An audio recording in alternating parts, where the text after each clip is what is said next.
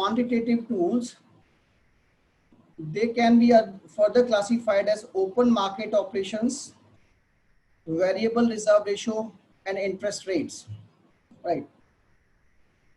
See, one thing you should be very clear, that whenever there is any transaction in between a bank or RBI and a bank, that a transaction is taking place with a collateral. Keep it in mind. You can understand it in the manner that whenever you are going to have a home loan from the bank, then bank will not give you anything without any collateral. You have to put certain collaterals. So either you have to put the paper of the banks. In the similar manner, whenever a transaction is taking place in between the RBI and banks, or banks to banks, this collateral is government security.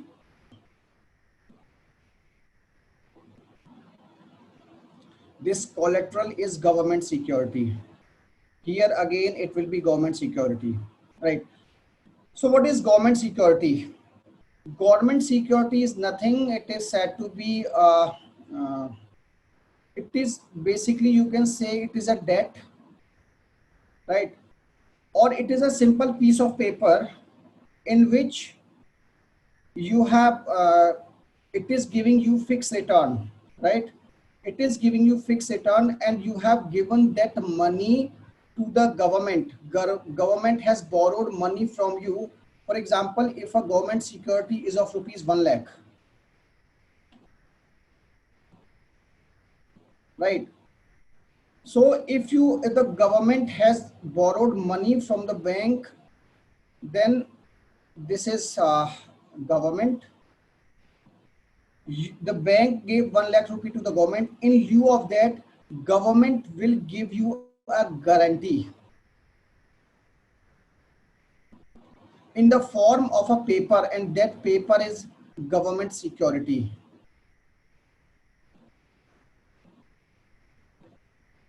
These are also referred to as bonds, government bonds. These are also referred to as GSECs, right? This question was asked in UPSC, right? That with which see in you, I'm telling you now, there are many times they're directly asking the questions. They are simply asking the terms, right? That what is GSECs, with which field it is related, right? And it is also referred to as treasury bills.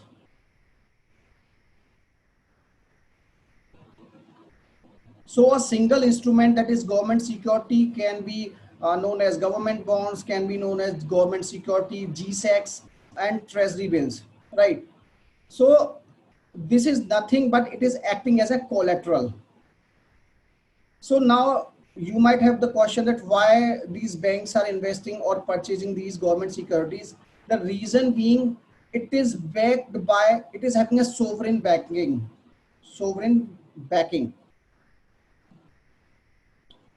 For example, if you are going to invest, see, whenever the government bank is investing, it is thinking on the same pattern on which you are thinking, you and we are thinking. That means whenever we are going to invest, first of all, we will give priority to any of the individual who is having credibility, right? On the similar manner, bank always prefers to have a credible borrower, right? And the government of India is the sovereign borrower, though the rate of interest is comparatively lesser to the market, but it is credible. The credibility is very high. The government of India will never default, right? So the government, so the banks always prefer to purchase sovereign bonds, right, or government securities. Now coming to open market operations. These include both outright purchase and sale of government securities for injection and absorption of durable liquidity. Now what is happening, see in this. when bank come to this point,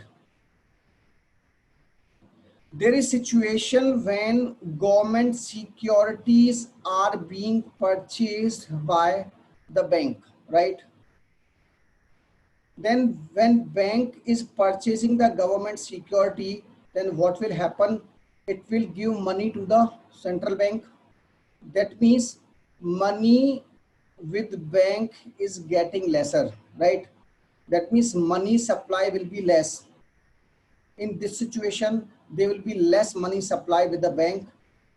That means less money will be available with the bank, which can be lended to the public. That means the banks will be having less money, and when there is less money, that means interest rates will be higher. That means this will be used during the time of inflations, that means to control the inflation. So the strategy is, whenever there is a transaction, as I discussed, the transaction is of money and security, government security. So for example, if there is lot of money in the market, there is lot of inflation in the market, try to understand this way, then what RBI will do? RBI will try to squeeze money from the market. So how it will squeeze money from the market? It has to give certain thing into the market, or it has to inject certain thing into the market, in lieu of which RBI can take out money. So what RBI will do? RBI will infuse or sell government security into the market. When RBI will infuse government security into the market, in lieu of government security, RBI will take out money from the market, right? Understand it. It's a very important concept.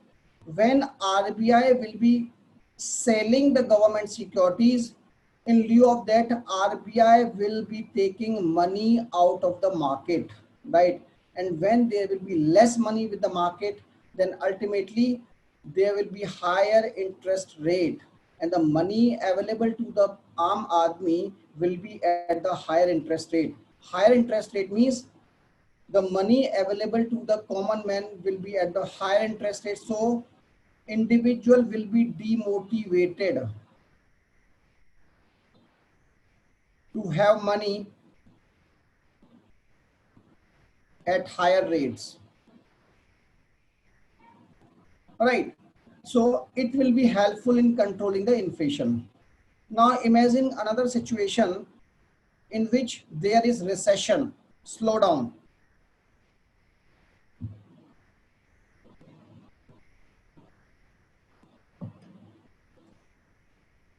What will happen in the slowdown? That means there is less money in the market, right?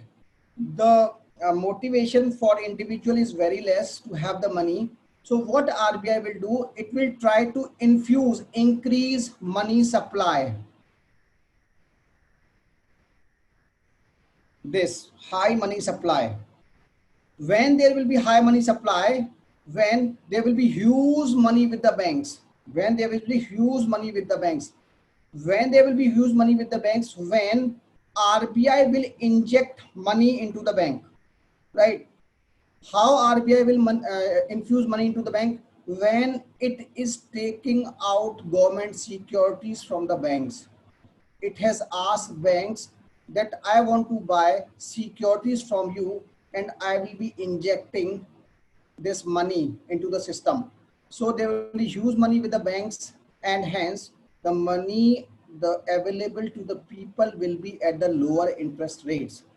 Keep it in mind, in open market operations, the key term is there is sale and purchase of government securities, nothing else. The keyword is there is sale and purchase of government securities. In lieu of that, there will be injection or ejection of your money, right? So there is transaction of government securities. Keep it in mind. This is key point of open market operation. In open market operations, there is always transaction of government security. This is key point, right? So whenever there is question, that what do you mean by open market operation? This question many times has been asked. So this simply means whenever there is purchase and sale of government securities and it is taking place between RBI and the bank, right? So the keyword is outright purchase and sale of government securities, again and again, right? Repeated, it is government securities which are being transacted in the open market operation, and eventually they are having an impact upon the money supply. We have seen here, okay, it is impacting, is it influencing the money supply in the economic system. Hope it is clear. Next concept is of NDTL. In the first two classes, I try to explain the fundamentals of terms liability and asset, right? Here we'll try to understand this concept NDTL, because the concepts which we'll be discussing further are having a term NDTL. That's why we have to understand this. Demand liabilities, for example, if you are going to a bank, then you are having relations in two terms. You are having two type of deposits with the bank. One is you are having saving accounts, and another is you are having fixed deposits, FD, right? The peculiarity of saving account is that this is available on demand. That means if you are in need of money right now, right, you go to the ATM and that money is available at the click of your pin. You go to ATM and the money is available round the clock, right? That means this is referred to as demand liabilities. Liabilities of a bank which are payable on demand, like saving accounts, right? That means you can have the money of your saving accounts as and when required, right? Demand draft or current accounts. Current account is account of the businessman, like saving account is of a common man, right? So demand liability is a liability which is available on demand as and when required. Coming on the time liability, for example, these liabilities are not, you cannot encash these liabilities as per your requirement, right? For example, if you have a fixed deposit and you want to have money of fixed deposit, you want to encash it, you cannot encash it as and when required, right? You have to wait for a particular point of time for which it has been fixed, right? Please don't include, like you can say that nowadays if we are doing online FDs, I think you might have the question, if we are having online FDs. Aditya Shashank is asking difference between the savings and current account. See, saving account is an account of common man like we and you, right? But the people, businessmen are having the account in the form of current account. There are certain peculiarities of current account. For example, if we are having saving account with the bank, then bank is giving us interest on our saving account. But in case of current account, the businessman has to pay money to the bank, and but there are various facilities to the these businessmen on current account. For example, they can have overdraft. That means, for example, if it is money is 1 lakh rupee with the bank, 1 lakh, then this businessman can have overdraft of, for example, they can be limit 2 lakhs, right? So there are various facilities. For example, you are having limits for withdrawing money in a single day, but there is either limit is very high or there is no limit on withdrawal of money on a particular day. So there are various benefits to the businessman as per their demand. So current account is an account which is opened by the businessman with the banks, while saving account is an account which is opened by the common man, right?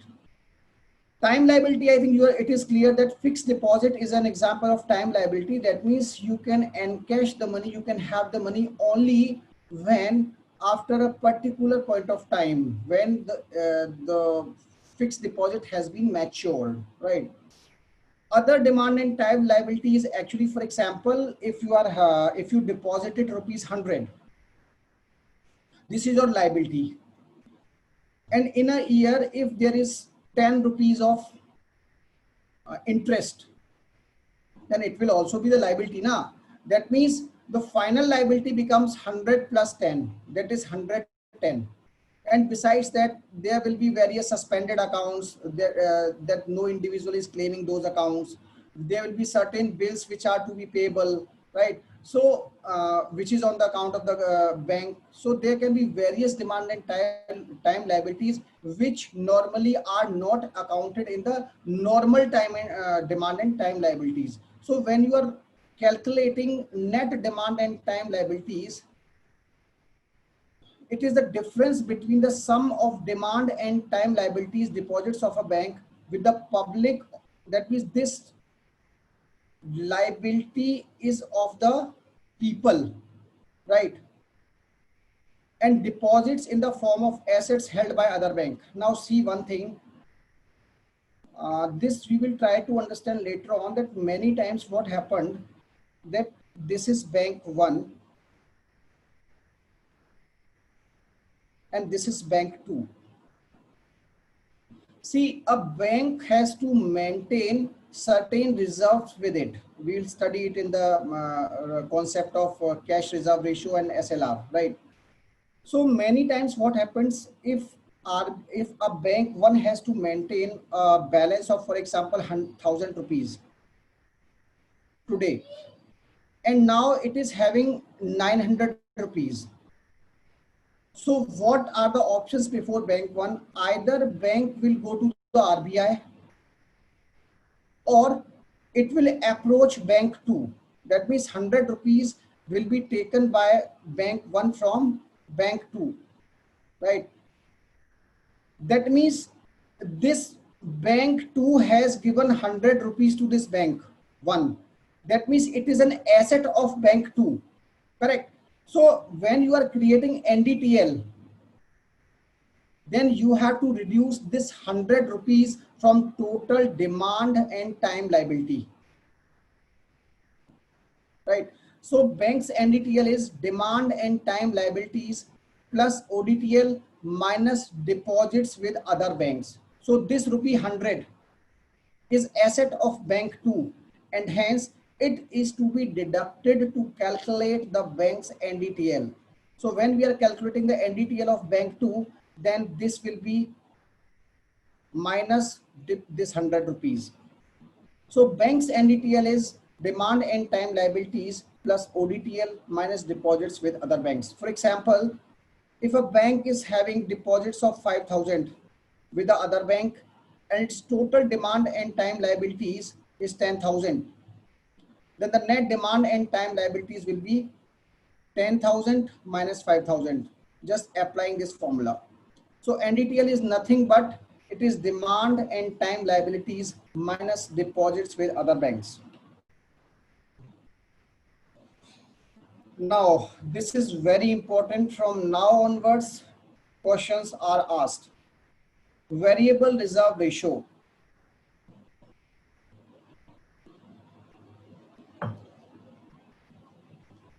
See, we have to first understand the concept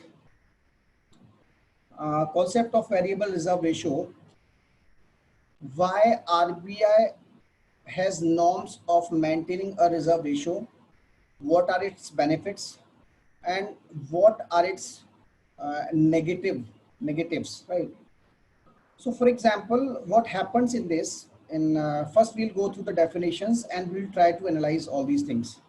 Variable reserve ratio means it is a tool of monetary policy which controls money supply by maintaining different type of assets like cash, gold, government securities as reserves. And the first term is cash reserve ratio.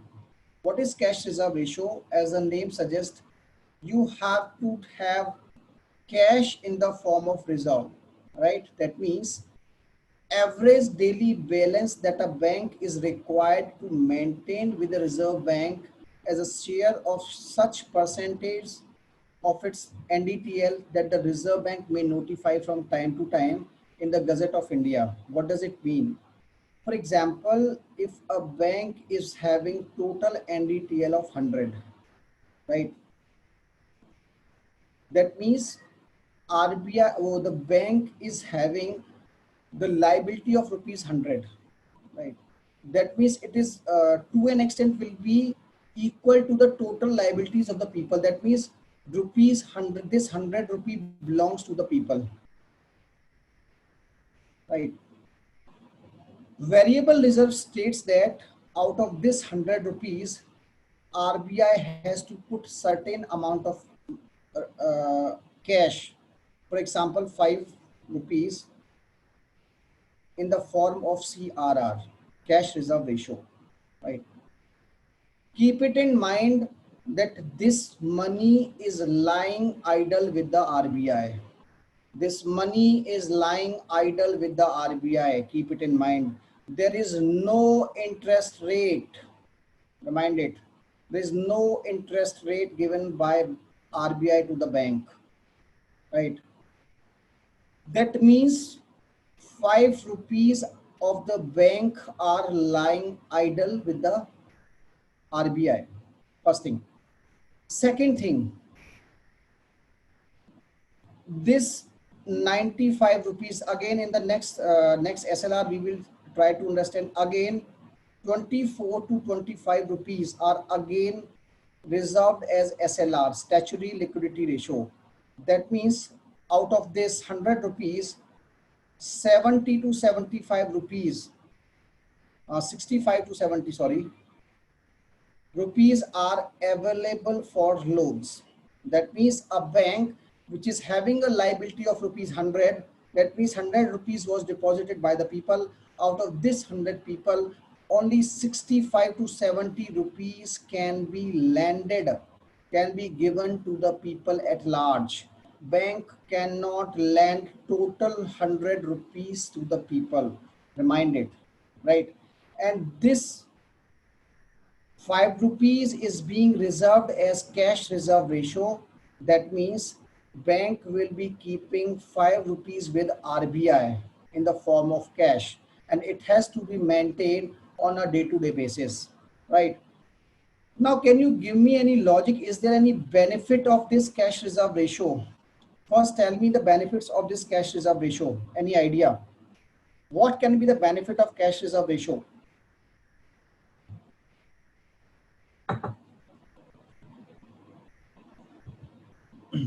Write down the benefits of cash. This prevents bank from going into total loss. Very good during bankruptcy of bank. Very good. Any other idea?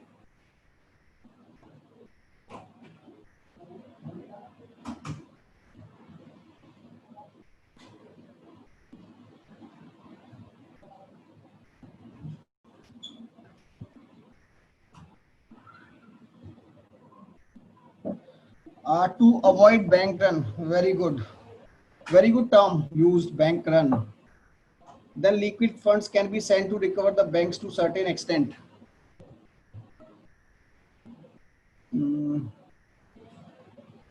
Interest of depositor is taken care of if at all bank is bankruptcy. Correct. You all have given good answers.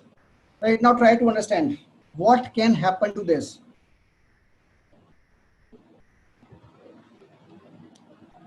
For example, if 100 rupees was deposited with the bank, this money belongs to common man,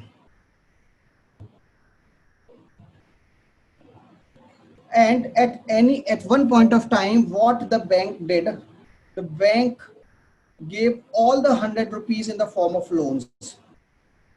Now imagine a situation that there was collusion between the management of bank with the businessman. and this 100 rupees which belongs to the common man was loaned to the businessman, and all these people who availed the loan becomes malya. What will be the impact? That means these common men ultimately will be at the losses, right? So what RBI is doing, RBI is reserving 30 rupees out of 100. At least this 30 rupees will be safe, right? That means this bank cannot have bankruptcy. If you see in the West there is no concept of this CRR and all those things, right? That means there are very much chances that banks can go bankrupt or a situation of bank run. Can anybody tell me that when there was bank run in the history of US? Any idea?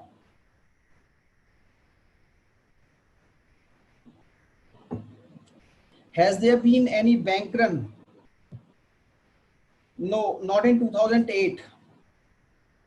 It took place in 1930s. If you have gone through the NCRT of world history, then you will have a picture in old NCRT, which is having a picture in which people are queuing, and it is saying that it is the situation of yes, Hemant is absolutely right. Great Depression during 1930s. It was a situation of bank run, right? Now, can you tell me any cons of this idea? Is there any negative with the idea of having money in reserves? Is there any negative idea? And even prior to 2008, there was deliberations among the economists with RBI that they were questioning why RBI is having so much of money. That means your 30 rupees are lying idle with the banks. Then what is the use of those 30 banks when India is questing for money, when there is lack of infrastructure and there is need of capital investment in India? Then why you are making 30 rupees out of 100 rupees idle, lying idle in the banks? Profit of banks is reduced, restricts the operation of bank, circulation of money is hindered. Actually, right. See, as I discussed, when 30 rupees are blocked, when your 30 rupees are locked with the bank, that means you are having only, you have your fiscal space of the bank is limited. It is reduced by 30%. It is a huge money. 30% is a huge money, right? So the economists are saying in a country like India, the this reserve ratio concept should do away with. But in 2008, it was realized that it was because of this concept, the reserve ratio concept, that the financial health of the banks was stable, right? So this is the idea of cash reserve ratio. Okay. Now we will try to understand the impact of changes in CRR. Now see, this is CRR, cash reserve ratio. For example, if we take an example of rupees 100, initially the CRR was rupees 5. That means bank was having 95 rupees with them. I am taking every other thing constant, right? SLR constant and everything constant. We are just trying to understand the impact of CRR. On the other hand, this CRR was increased to 10. That means it becomes 90. That means liquidity with the banks reduced, this thing, right? Because the liquidity with the banks reduced, that means the banks will be lending money at higher interest rates to the people. That means the money available to the common man will become dear. Hence, CRR will be increased when there is inflation in the market, right? See, UPSC always interrelate all these concepts. So try to relate all these concepts with inflation, with liquidity, with everything, right? So you have to understand these things analytically. Keep it in mind. Don't cram all these things. try to correlate and analyze the things, right? On the other hand, if we come on the second part, if here it is 100 rupees and it is having 10 as CRR and it is reduced to 5. Initially it was 90 and on other hand it becomes 95. That means liquidity with banks become 95, which was initially 90. That means liquidity is increased, and increased liquidity means the money available to the individual will be cheaper interest rates, right? Hence this CRR will be decreased when there is slowdown in the economy.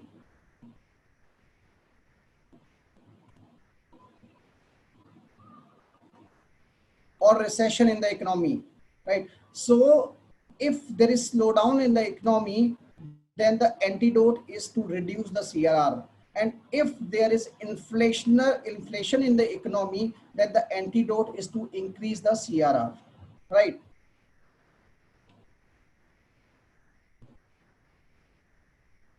Coming to statutory liquidity ratio, the share of NDTL that a bank is required to maintain in safe and liquid assets, right, such as government securities, cash, and gold. That means bank has to keep aside, it is in the range of 20 to 25, and out of 100 rupees, this amount of money is kept aside, and it is kept either in the form of cash, in the form of gold, and in the form of government securities. The banks preferred to have it in the form of government securities. Reason being, the bank is having fixed return. Because if they are having cash, it is of no use because it is lying idle. Though they are also having it in the form of cash, but it is being preferred in the form of government securities and gold, right? Now again, going through this impact of SLR, as we have discussed there. For example, initially it is having 100 rupees, NDTL is 100, and initially SLR was 5, and it increased to 10. So the initial liquidity with the bank was 95, and it decreased to 90, right?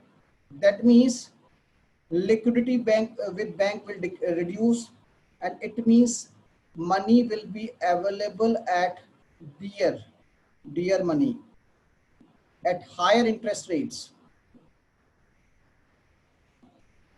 as the liquidity with the bank is comparatively lesser, right? So it will be used when there is inflation in the market. On the other hand, if going through this situation, that is 100, initially it is having 10 and it is being reduced to 5. What will happen? It will increase from 90 to 95. The liquidity will increase from 90 to 95. That means liquidity will increase. That means bank will provide more loans to the individuals, as it will be cheaper loans to the people. Hence, this situation will be an antidote to the recession. UPSC can ask you any of the combination, keep it in mind. They can ask you about, this is the situation, what will be the combination of SLR and CRR, okay? So they can ask you, so be clear with these concepts. Sir, is the SLR maintained by bank or RBI? Everything we are discussing is maintained by bank, right? And it is said that it is to be maintained with the RBI, simply means though they are having it with them only, but what happens, they have to put it everything on record with the RBI. On a day-to-day basis, they have to put it on record. They have to put their day-to-day balance sheet sort of thing that we are having today, we are having this balance and this is the NDTL, and this money we are having in the form of cash reserve ratio. It's like that, right? They have to declare on a day-to-day basis. So this is about your SLR and CRR. SLR and CRR are actually nothing but they are reserve ratio. That means a particular amount, particular portion of NDTL is being reserved in two forms. One form is CRR, cash reserve ratio, in which you are putting reserves exclusively in the form of cash, while on the second hand, in SLR, you are having certain reserves in the form of government securities, cash and gold, right? And we have discussed the impact of increasing or decreasing SLR and CRR on the liquidity, and liquidity is having direct impact upon the availability of the funds in the market, right? That means it is affecting the liquidity in the market. Next is liquidity adjustment facility. It is also referred to as LAF, LAF, right? It is a monetary policy tool primarily used by the RBI to manage liquidity and provide economic stability. It allows banks to borrow money through repurchase agreements, repo, or for banks to make loans to the RBI through reverse repo agreements. Nowadays, this is the most popular instrument. Repo and reverse repo are the most popular instruments which are used by RBI to control liquidity in the market, right? Keep it in mind. This CRR, SLR are used not frequently, right? They are used not very frequently, but the instruments of LAF, these are used most frequently. Whenever there is announcement of monetary policy review, everybody is looking for changes in the repo rates and reverse repo rate. Keep it in mind. So the most instrumental instrument in controlling the liquidity on a day-to-day basis is liquidity adjustment facility, right?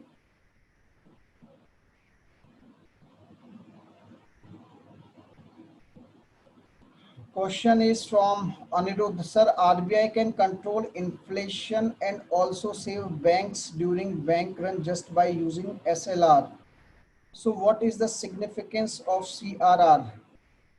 Okay, see, this CRR is again an instrument, right? They have classified this instrument as CRR and SLR, as I discussed that prior to 2008, economists, many economists in India were of the opinion that on the lines of Western countries, the RBI should do away with the idea of CRR, right? But in 2008, the government, the RBI realized that CRR is a good instrument to control, to regulate, actually the regulate the banks. That's why they are continuing with the CRR, right? See, CRR means that they are, again, it is having the money with them, right? They are keeping aside that sort of money. And you are saying that it can only be SLR. See, it's a just different instrument, right? Even you are also maintaining cash, but there can be possibility that, for example, in SLR, the bank is investing all the money in gold. Then what, right? They can haze all the money in the gold. If the bank is hazing gold with them, then there can be it can influence the gold market, right? So cash is neutral, right? Cash remains neutral. That's why they have the provision of reserving the cash, right? Gold can influence the market. Even government securities many times can influence the market, as we will see later on. Cash is neutral. That's why they have kept this cash. That means it is idle. It is lying completely idle. But in case of government security, this cannot be said to be idle, right? So this LAF is very critical nowadays to control the liquidity in the market, and it is one of the instruments which is used by RBI on a day-to-day basis. Now see, this is repo. Hemant is asking, why is CRR not in use in other countries? Are there any alternatives? See, again, if you see the Western countries, do you know what are the rates of loans in Western countries? They are merely 1%, 2%. And see the rate of loans in our country. They are available at 8%, and now they are comparatively cheaper, 6%, 7%, right? So there is no option of CRR. That's why there is huge liquidity with the banks. Because there is huge liquidity with the banks, that's why banks can give loans to the people at comparatively very cheaper rates. Right? There is no concept of CRR. That's why the banks or the financial institutions over there are vulnerable. What happened with Lehman, right? In 2000, in this your US during the this 2008. And even if you can go through this European country crisis, Greece crisis, very popularly the crisis, pigs crisis, right? This question was asked in UPSC, I think in 2006 or something else. They were referring to the pigs crisis. This, I think, Poland, Ireland, Greece, and Spain, right? Actually, in these countries, regulations of the central banks are comparatively lesser, because these economies are mostly free economies, right? And everything is less regulated, right? So there is no provision of CRR in the Western countries. That's why the banking system is vulnerable. See, in 2008, there was a concept of too big to fail.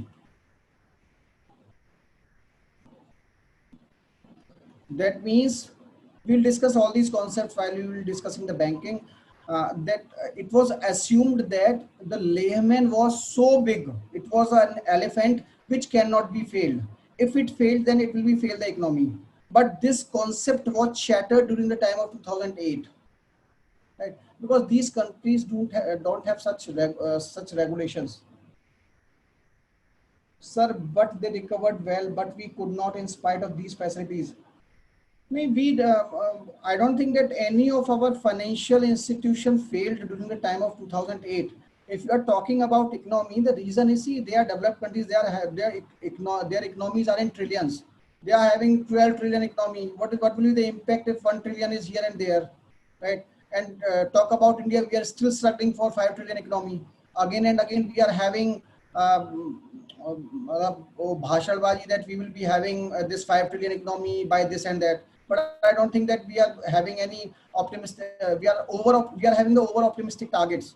So the reasons of developed countries is, for example, US. If you are referring to US, the economies are very huge, right? That's why they survive all these ups and downs. But in our case, in the countries like ours, we are sustaining, right? We are sustaining, but our economies are not of that measure. We are having only 3 to 4 trillion economy, right? We are struggling for 5 trillion economy. So we are, I think, around 3 right now, right? This is 7-2. Prior to starting this, I'll request you the questions. Any questions? The house is open for the questions because it will take time. National highway bonds be considered sovereign bond? See, the concept of sovereign bond is, try to understand that anything which is being backed by the government of India. Secondly, this government of India can be either it will be a ministry or it will be a public sector unit, right? So definitely any bond released by or any money raised by the ministry will be having more sovereignty in comparison to anything raised by public sector. So talking about national highway bonds, yes, it is sovereign bond, right? Because it is being backed by the government of India, right? For example, if you go through a scheme, there is scheme by this government of India regarding discoms, distribution companies. They are also having bonds, right? And even if you see the budget prior to this budget, this 18-19 budget was having a concept of municipal bonds. See, we will try to understand the concept of the municipal bond in the coming chapters, because I am expecting a question on on the bonds, right, on the debt market. It has not been asked in the UPSC till now, but I am expecting a question on the bond, the concept of the bond, right, the yield of the bonds and all those things. I am expecting a question. It is pending. Are there penalties for defaulting on a SLR CRR? Yes, there are penalties. The banks maintain these ratios. Keep it in mind, right? The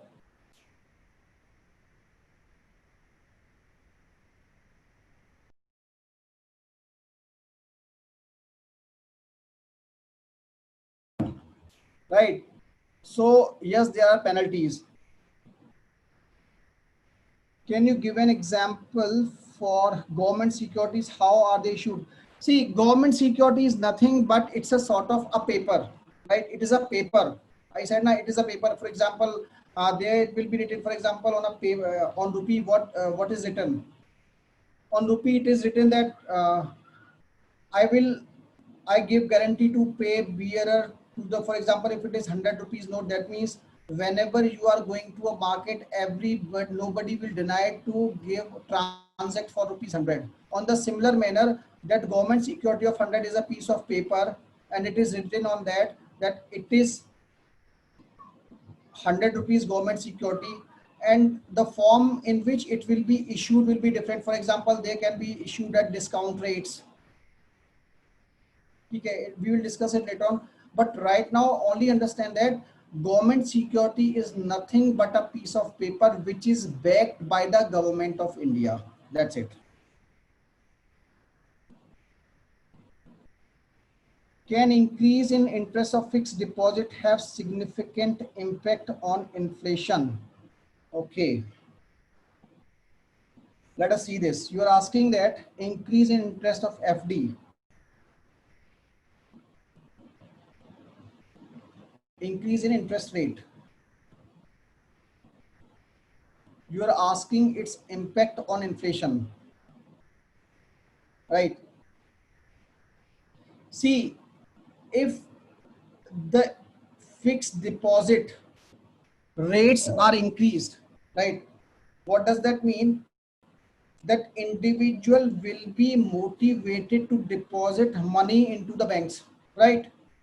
When FD rates are higher rates, then what you are doing, you are motivating individual that money will be channelized into the banks. When money is channelized into the banks, that means less money will be available to the people. Money in the economy is going towards the bank. That means it is an attempt to reduce the inflation, right? That means higher FD means higher FD interest rate means it is higher interest rate regime. Higher interest rate regime will is applicable, as we have discussed, during the time of inflation. In recession, it is always cheaper money. Yes, you are right. Krishna Kant is asking, is a GSEC transferable as legal tender? Yes, it takes place whenever there is transaction between bank to bank. As we discussed, that interbank transaction is taking place. They are transacting through the GSECs. That means they can be transferred, right? GSECs are not, they are not mentioning that who is holding them, right? Might be in the laser, they might be having an entry that GSEC, so much of GSECs are being held by this and that, but they are transferable. Anirudh is asking, and also decrease in loan interest rate impact on inflation. We have already discussed this. See, whenever there are high interest rate regimes are only during the times of inflation, right? Keep it in mind. And low interest regimes are always during the time of recessions. That means low interest means the money can be available to the people at lower rates, right? So if you are increasing the rates, higher rates of FD, that means it is high interest rate regime. You are motivating people to deposit money with them. Any other question?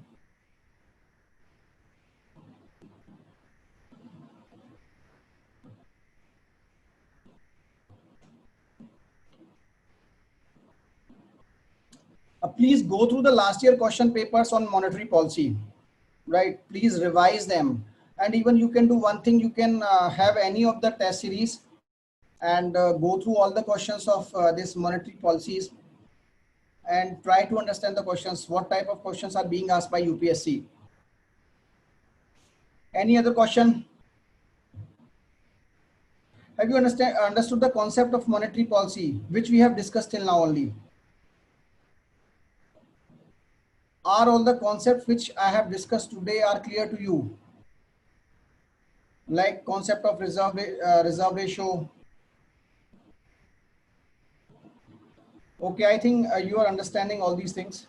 It is good, right?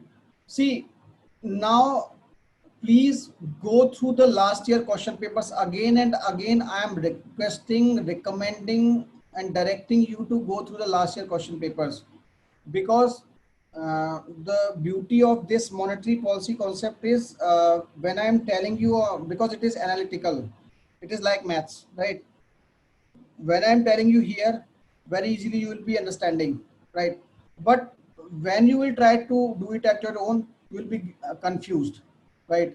And while in the time of examination hall, it create a lot of problem. So I'll recommend you, please don't cram all these things. Try to analyze these things, that what is happening, and go sequentially, right? Go sequentially in this, especially while you are dealing with what is happening in OMO, what is happening with repo rate, what is happening when there is change in the reserve ratios. Please go step by step and sequentially. Don't do like this, that this is given and this will be the answer. And secondly, whenever such questions are being asked in UPSC, please go word by word, right? Don't assume anything. Don't assume that if you are going through a question and if you find that inflationary situation, so it might be a possibility that UPSC is interested in asking the characteristic of inflationary situation. On the other hand, it might be interested in asking an antidote to inflationary, right? What will be done when it is an inflationary situation? So the answers will be absolutely diametrically opposite, right? So my prescription is, please follow word by word, read between the lines while you are going through, even in every subject. If you talk about polity, that is more, every question is having some message between the lines. Any other question? I think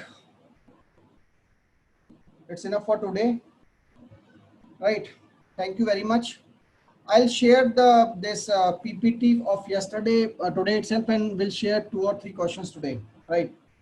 And again, I'm telling you that whatever questions I'm giving to you, you can write it, you can give it to me, I'll check it out. But more than that, try to understand those questions, right? What is the motive of those questions? What interrelations, what interconnections do you understand through those questions?